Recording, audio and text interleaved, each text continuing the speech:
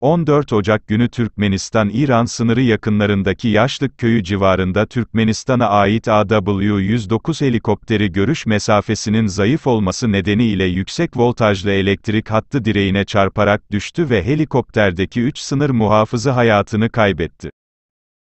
Azat LYK gazetesinin haberi Türkmen makamlarca doğruluğu onaylanmadı. Cumartesi günü bu bilgi Türkmenistan'ın başka bir bölgesindeki sınır koruma görevlisi tarafından doğruladığı iddia edildi.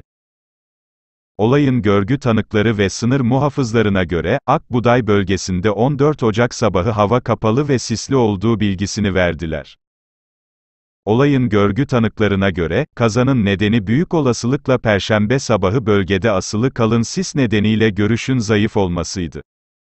Anlaşılan, sınır boyunca doğudan batıya birkaç kilometre uçan helikopter, Türkmen topraklarının derinliklerine geri dönmek için kuzeye yöneldi.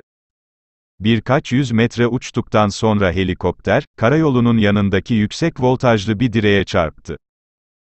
Hayatını kaybedenlerden biri 43 yaşındaki pilot da dahil olmak üzere helikopterde 3 sınır muhafızının bulunduğu bildirildi. Hayatını kaybedenlerden biri Lebap vilayetinden olduğu bilgisi verildi.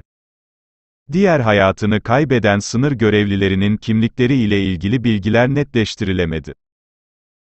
Kanalıma abone olmayı ve bildirim zilini açmayı unutmayınız.